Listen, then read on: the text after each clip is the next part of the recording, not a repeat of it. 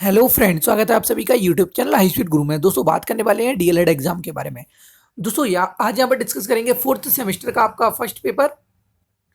दोस्तों इसका second part discuss करने वाले हैं। इससे पहले दोस्तों एक पार्ट और दे चुके हैं जिसका लिंक आपको डिस्क्रिप्शन में मिल जाएगा, वहां से जाकर देख सकते हैं। दोस्तों आपका जो फर्स्ट पेपर है इसका नाम है आरंभिक स्तर पर भाषा एवं गणित के पठन लेखन क्षमता का विकास।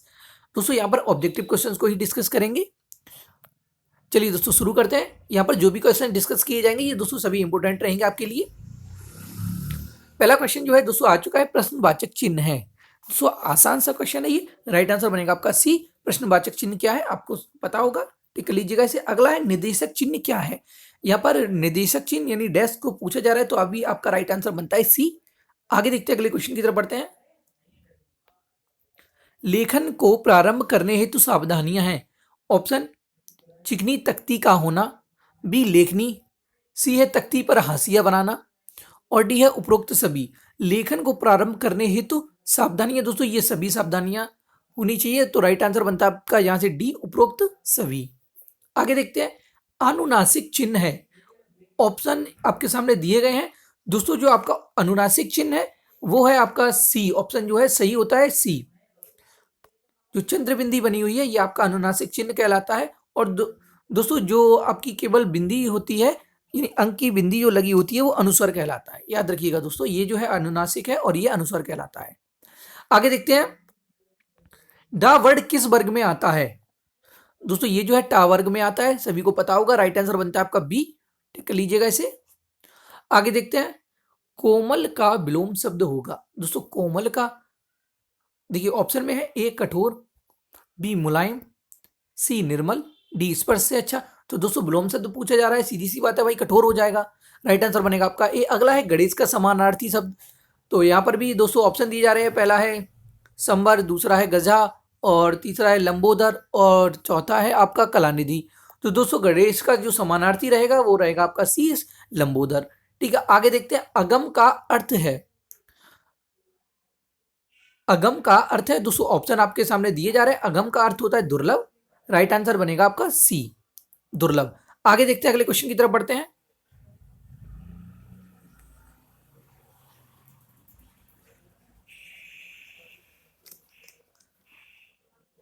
अगला है स्वरों की सहायता के बिना जिन वर्णों का उच्चारण नहीं हो पाता।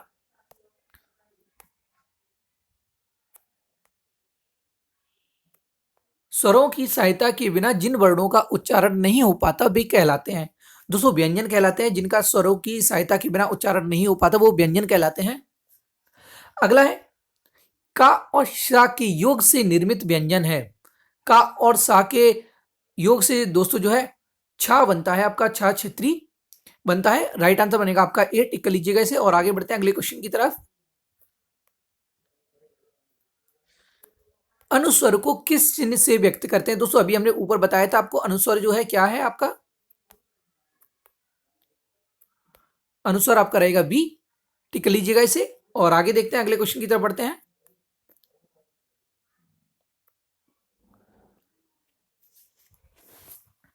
अगला है 10 तक के अंकों में सबसे बड़ी इकाई है। तो दोस्तों 10 के अंकों में सबसे बड़ी जो इकाई रहेगी आपकी 9 रहेगी। जैसे 1 2 3 4 ये सब इकाइयां हैं, तो लास्ट में जो आएगा आपका 9 रहेगा, यानी 9 रहेगा। तो ये जो है सबसे बड़ा हो जाएगा। आगे देखते हैं। 75 यानी 75 संख्या है। यहाँ पर आपसे पूछी जा रही संख्या ये कैसी है, सम है या विषम है।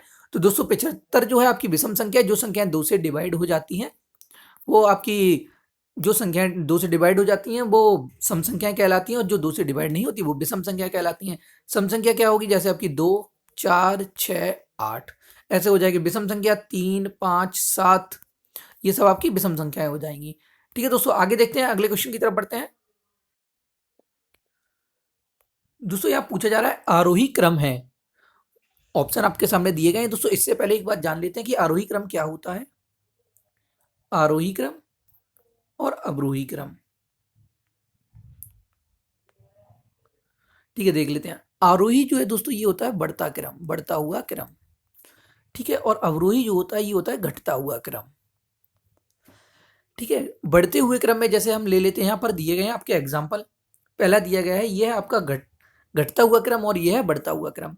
तो आरोही क्रम जो होता है वो होता है बढ़ता हुआ क्रम। तो आपका राइट आंसर जो बन जाएगा बी हो जाएगा। जैसे यहाँ पर दिया है पहले 3 है, फिर 4 है, फिर 7 है, फिर 9 और फिर 11 है। यानी पहले छोटी संख्या आएगी, फिर उसके बाद बड़ी आएगी, उससे फिर उससे बड़ी, फिर उससे बड़ी, फिर सबसे बड़ी आ जाएगी। ठीक है, अगर यहां से पूछा जाता अवरोही क्रम है तो दोस्तों आपका आंसर जो बन जाता वो ए बन जाता, क्योंकि इसमें दिया जा रहा है पहले बड़ी संख्या दी गई है, फिर उससे छोटी, फिर उससे छोटी, फिर उससे छोटी, फिर सबसे छोटी। ठीक है, तो इस तरीके से ये आरोही और अवरोही आपके पूछे जाए तो आप आराम से टिक लगा सकते हैं। यहां से आपका राइट आंसर बनेगा बी। अगला है गणित की मूल संक्रियाएं हैं। ऑप्शन में है जोड़ घटाना, बी गुणा भाग, सी आ और बा दोनों, और डी है केवल जुड़ना। तो दोस्तों ये जो सभी संक्रियाएं हैं, ये जोड़ घटाना गुणा भाग, ये जो है आपकी मूल संक्रियाएं हैं। राइट आंसर बनेगा आपका सी आ और बा दोनों। ठीक है, आगे देखते हैं, अगले क्वेश्चन की तरफ बढ़ते हैं।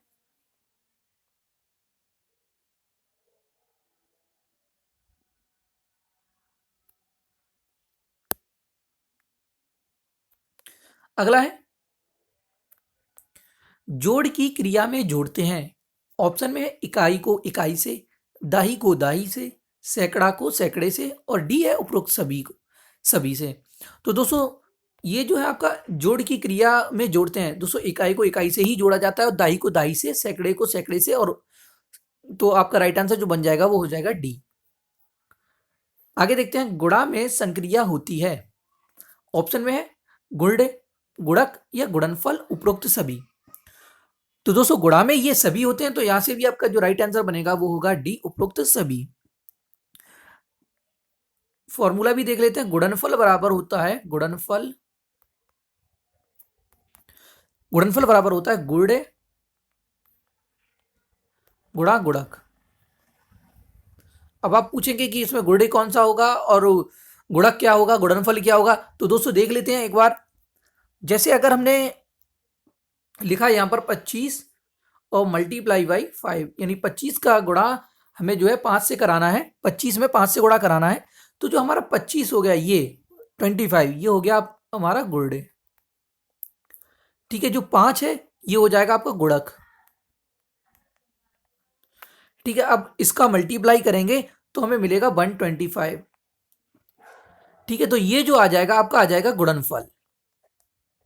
तो याद रखिएगा दोस्तों, यहां से आपका राइट आंसर बनता है उपरोक्त सभी। गुणा में ये सभी संक्रियाएं हैं, गुणडे, गुणक और गुणनफल। आगे देखते हैं, अगले क्वेश्चन की तरफ बढ़ते हैं। एक दाही में कितनी इकाई होती हैं? आपसे यहां पर पूछा जा रहा है एक दाही में कितनी इकाई होती है। दोस्तों काफी अच्छा क्वेश्चन है ये। एक दाही में जो है दोस्तों 10 इकाइयां होती हैं।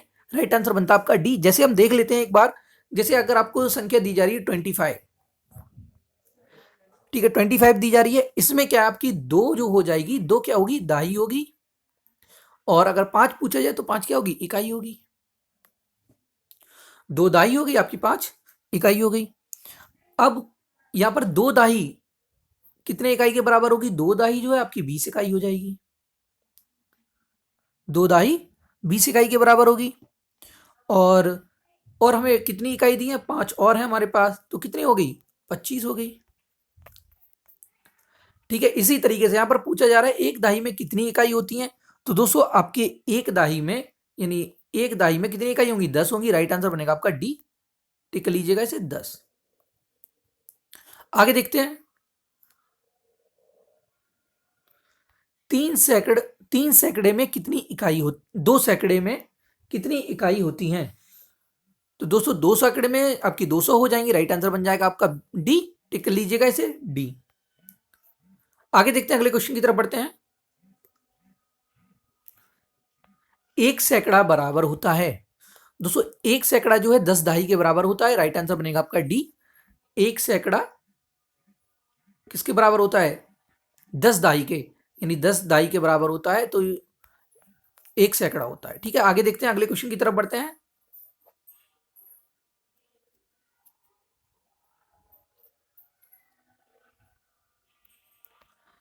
174 में इकाई का अंक कौन सा है। ऑप्शन है आपका 174 में इकाई का अंक कौन सा है। तो दोस्तों आपको बता दें, पहले यहां पर यह संख्या दी गई है 134। अब पहले इसमें देख लेते हैं। देखिए ये जो है ये आपकी इकाई रहेगी, ये दाही रहेगी, और ये रहेगा आपका सैकड़ा। ठीक है, अब आपसे पूछा जा रहा है कि 134 में इकाई का अंक कौन सा है, तो देख लीजिए आपका इकाई का अंक क्या हो जाएगा, 5 हो जाएगा राइट आंसर। यानी 134 दिया गया है, 134 दिया गया है, तो दोस्तों आपका इकाई का अंक क्या हो जाएगा, 4 हो जाएगा, राइट आंसर बनेगा आपका सी। टिक कर लीजिएगा ऐसे। अगला है 84 में कितनी इकाई है। दोस्तों जैसे अभी हमने बताया था, ऊपर आपको 25 दिया गया है, जिसमें 5 क्या हमारी इकाई है, 2 क्या है दाई है, 2 क्या है दाई है। अब जब 2 दाई है तो दाई को, यानी 2 दाई बराबर क्या हो जाएगा हमारा 20 इकाई हो जाएगा। तो 20 इकाई ये हो गया, प्लस हमारा 5 इकाई ये हो गया, तो कितना हो गया था 25 इकाई। अब यहां पर आपसे पूछा जा रहा है कि 84 में कितनी इकाई, तो यहां पर 4 क्या हो गया आपका इकाई हो गया, और 8 क्या हो गया दाई हो गया। ठीक है, तो यहां से 8 की कितनी इकाई बनेगी 80, प्लस 4 की कितनी बनेगी 4 इकाई। ठीक है, तो आपका कितना हो जाएगा 84, राइट आंसर बन जाएगा आपका डी। ठीक है, आगे देखते हैं, अगले क्वेश्चन की तरफ बढ़ते हैं। हिंदी में स्वर होते हैं, दोस्तों ये सभी को पता होगा, राइट आंसर बनेगा आपका बी 11। हिंदी में 11 स्वर होते हैं। अगला है मनुष्य के उच्चारणोपयोगी अवयव हैं। ऑप्शन है काकल, बी कंठ, सी दंत, और डी है उपरोक्त सभी। तो दोस्तों यहां से आपका राइट आंसर बन जाएगा डी उपयुक्त सभी। ये जो दिए गए हैं आपके ऑप्शन में, ये सभी जो है उच्चारणोपयोगी अवयव है। ये क्वेश्चन कल भी डिस्कस किया गया है दोस्तों, ये रिपीटेड क्वेश्चन है। आगे देखते हैं, ध्वनि विज्ञान में अध्ययन किया जाता है। दोस्तों ध्वनि विज्ञान में जो है मानव के मुख से निकली ध्वनि का अध्ययन किया जाता है, राइट आंसर बनता है आपका बी, मानव के मुख से निकली ध्वनि का। अगला है ओष्ठाकृति के आधार पर स्वर होते हैं। ए है आपका वृत्ताकार स्वर, बी है अवृत्ताकार स्वर। तो दोस्तों आपका राइट आंसर जो बनेगा सी होगा, आ और बा दोनों। ओष्ठाकृति ओष्ठाकृति के आधार पर स्वर जो है वृत्ताकार और अवृत्ताकार दोनों ही होते हैं, राइट आंसर बनता है सी। आगे देखते हैं, अगले क्वेश्चन की तरफ बढ़ते हैं। ध्वनियों के उच्चारण में होने वाले यत्न को प्रयत्न कहा जाता है। यह होते हैं, ऑप्शन में स्वर तंत्री में कंपन से, बी है श्वास की मात्रा से, सी जिह्वा तथा अन्य अवयवों द्वारा, डी उपयुक्त सभी। तो दोस्तों आपका जो राइट आंसर बन जाएगा वो हो जाएगा डी उपयुक्त सभी। अगला है, निम्नलिखित में दंत व्यंजन है।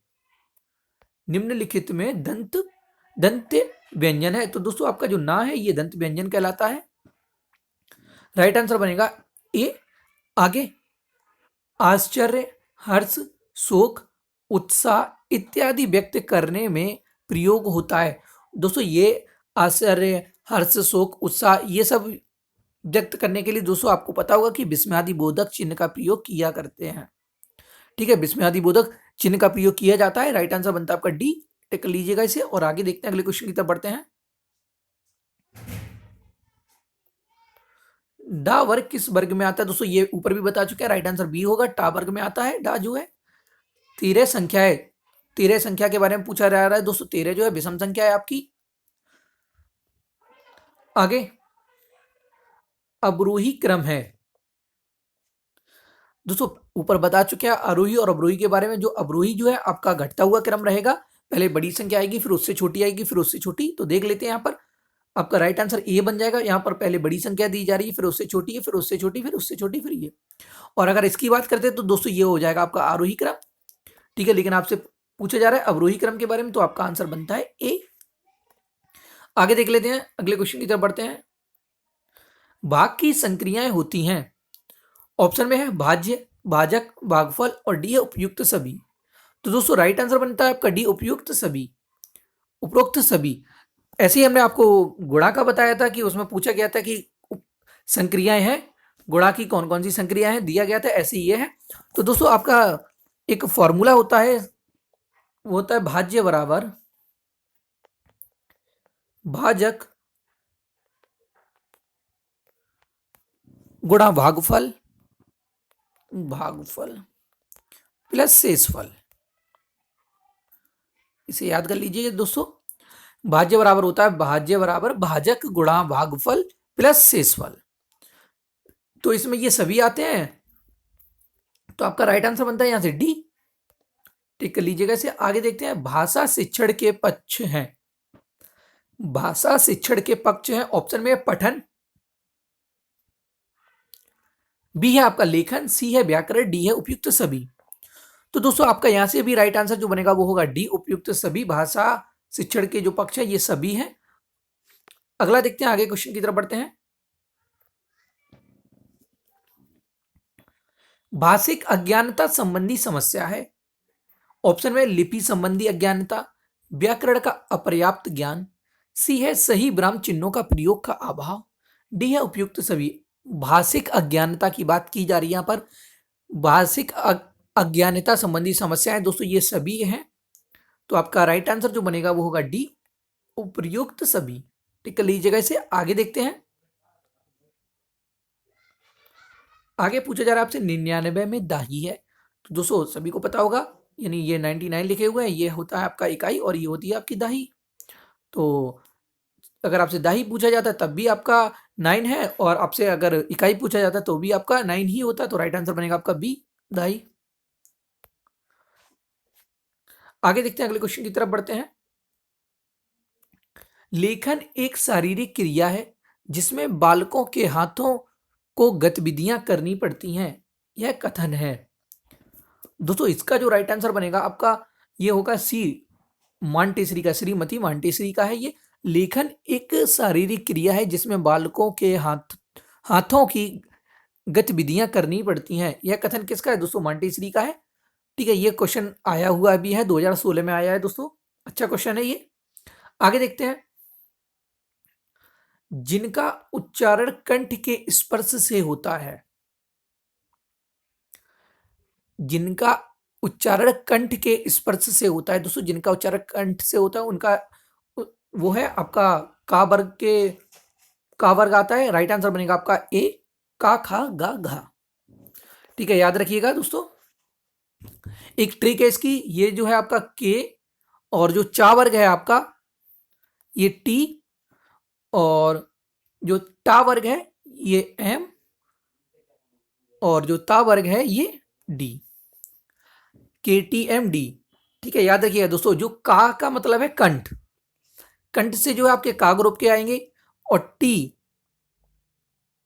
तालु, यानी टी से हो जाएगा आपका तालु, तालु से जो है दोस्तों आपके चा वर्ग, चा वर्ग आएगा। इनका उच्चारण चा वर्ग से होता है। और दोस्तों आप टा वर्ग की बात करें तो ये मूर्धन्य हो जाएंगे आपके, मूर्धन्य से, इनका उच्चारण मूर्धन्य। ठीक है, आगे अगला है ता ग्रुप। ठीक है, जो ता वर्ग आएगा आपका, इसका जो है दंत से, डी से हो जाएगा दंत। ठीक है, याद रखिएगा दोस्तों, के टी एम डी। आगे देखते हैं, अगले क्वेश्चन की तरफ बढ़ते हैं। इसका तो आपका आंसर बनता है ए, ज्ञानार्जन, ज्ञानार्जन और ज्ञान वृद्धि का साधन है। ज्ञानार्जन और ज्ञान वृद्धि का साधन है। ऑप्शन में है प्रत्यक्ष निरीक्षण एवं स्वानुभव, बी है आपका विचार विनिमय एवं दूसरों से शिक्षा ग्रहण, सी है आपका स्वाध्याय एवं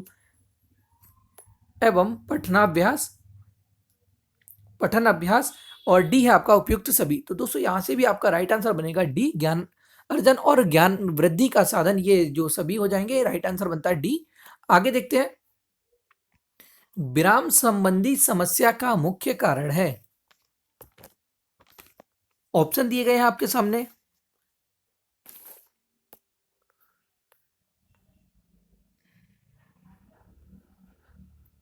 ऑप्शन है विराम चिन्हों का ज्ञान ना होना, बी है आत्मविश्वास का अभाव, सी उपयुक्त दोनों, डी इनमें से कोई नहीं। तो दोस्तों यहां से जो आपका राइट आंसर बनेगा उपरोक्त सभी बनेगा, यानी उपरोक्त दोनों। विराम चिन्हों का ज्ञान ना होना और आत्मविश्वास का अभाव विराम संबंधी समस्या का प्रमुख कारण दोस्तों ये दोनों ही होंगे।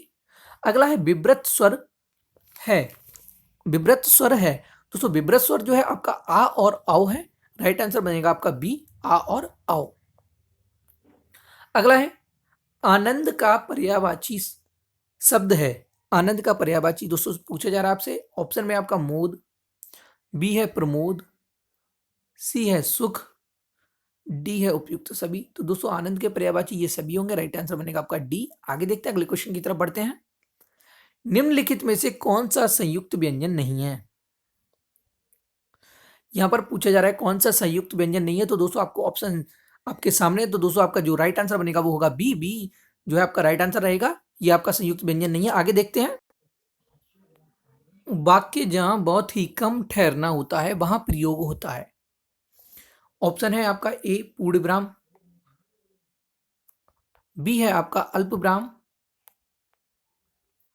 सी है दोनों का, और डी है इनमें से कोई नहीं। तो दोस्तों जहां बहुत ही कम ठहरना होता है वहां अल्प विराम का प्रयोग किया जाता है। राइट आंसर बनेगा आपका बी अल्प विराम। अगला है 4328 में दाही वाली संख्या है। दोस्तों आपको ऊपर भी बता चुके हैं,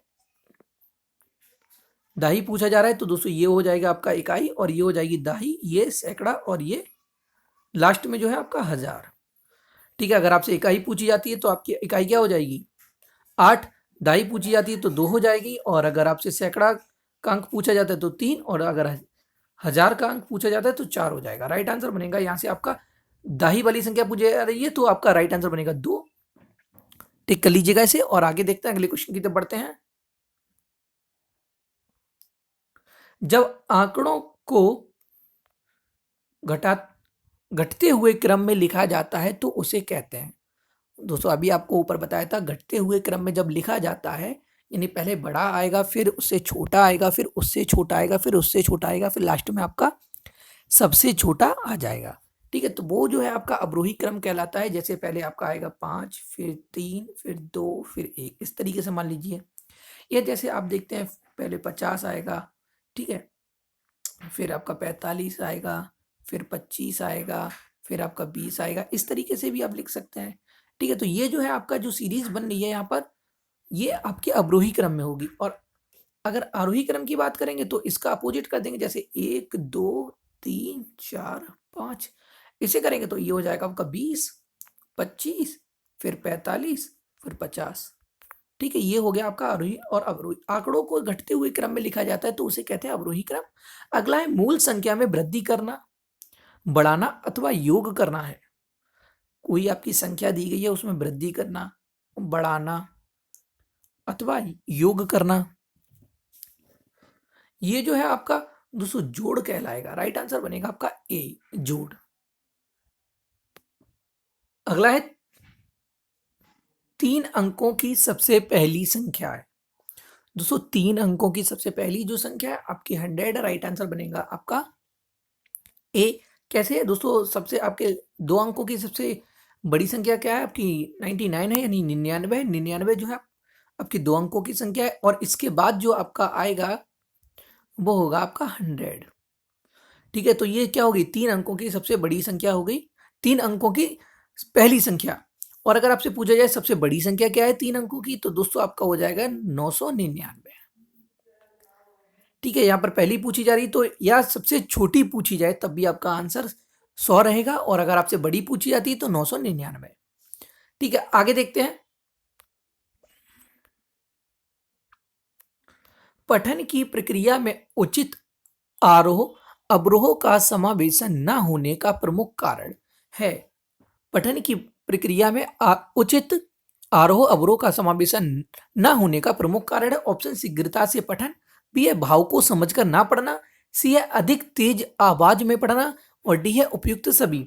तो दोस्तों आपका यहाँ से राइट आंसर जो बन जाएगा वो हो जाएगा डी, ये सभी। टिक कर लीजिएगा इसे और आगे देखते हैं, अगले क्वेश्चन की तरफ बढ़ते हैं। लिखित भाषा के ध्वन्यात्मक पठन को कहते हैं। ऑप्शन है सस्वर पठन, बी है मौन पठन, डी उपयुक्त दोनों, और डी है आपका इनमें से कोई नहीं, सी है उपयुक्त दोनों। यहाँ पर ध्वन्यात्मक पठन को कहते हैं दोस्तों, ध्वन्यात्मक पठन जो होगा वो होगा आपका सस्वर पठन। ये राइट आंसर बनेगा आपका यहाँ से सस्वर पठन। अगला है वाक्य में निम्नलिखित गुण होते हैं। ऑप्शन में है ए सार्थकता, बी क्रमबद्धता, और सी है आपका उपयुक्त दोनों। तो दोस्तों यहाँ से आपका जो राइट आंसर बनेगा वो होगा उपयुक्त दोनों। वाक्य के निम्नलिखित गुण होते हैं, सार्थकता और क्रमबद्धता दोनों ही होते हैं। आगे बढ़ते हैं अगले क्वेश्चन की तरफ।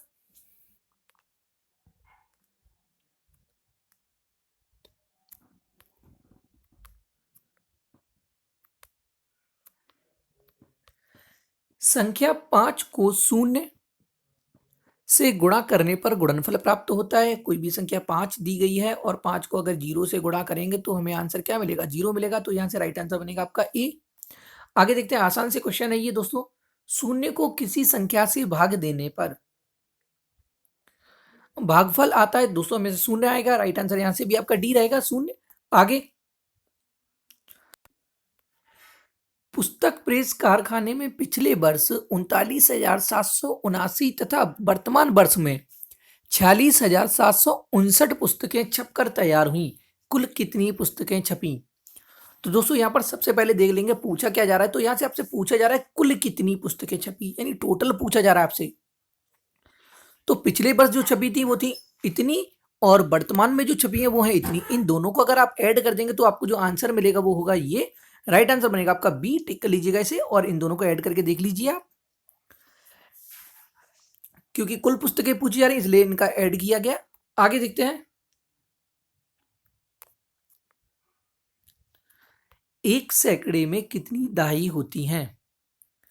एक सैकड़े में कितनी दहाई होती हैं? तो दोस्तों इसका आंसर बनेगा आपका बी, 10 दहाइयां होती हैं। अगला, लेखन की अशुद्धियों को दूर करने का उपाय है। ऑप्शन है 12 खड़ी का अभ्यास, बिल्कुल सही है दोस्तों। व्याकरण का समुचित ज्ञान, ये भी सही है। अगला है उच्चारण की स्पष्टता, ये भी होना चाहिए। और राइट आंसर बनेगा यहां से फिर आपका डी, उपयुक्त सभी। टिक लीजिएगा इसे और आगे बढ़ते हैं अगले क्वेश्चन की तरफ। ये आपका राइट आंसर बनता है। अगला है पठन का महत्व है। ऑप्शन है ज्ञानार्जन के लिए, मनोरंजन के लिए, या समाचारों को पढ़ने के लिए, या उपयुक्त सभी। तो दोस्तों पठन का महत्व जो है दोस्तों इन सभी के लिए। राइट आंसर डी बनेगा। या रा ला वा व्यंजन कहलाता है। तो ये जो है आपके या रा ला वा ये अंतस्थ व्यंजन कहलाते हैं। राइट आंसर यहां से बनेगा आपका बी, अंतस्थ व्यंजन। ठीक है, आगे देखते हैं। चा वर्ग का उच्चारण स्थान है। दोस्तों हम आपको ऊपर बता चुके हैं, चा का जो स्थान है वो तालु, KTM से बताया था, KTM और डी ये बताया था। ये होता है कंठ, ये तालु, और ये मूर्धन्य, और डी से दंत हो जाएगा आपका। यानी इसमें का वर्ग आएगा, इसमें चा वर्ग आएगा, इसमें टा, इसमें ता वर्ग आएगा, टा, और इसमें आएगा ता वर्ग। याद रखिएगा दोस्तों। अगला है अंग्रेजी में स्वरों की संख्या है। ऑप्शन है 6, बी 4 और सी 5, डी 3। दोस्तों पता होगा सभी को वॉवेल कितने होते हैं? 5 होते हैं। राइट आंसर बनेगा आपका सी।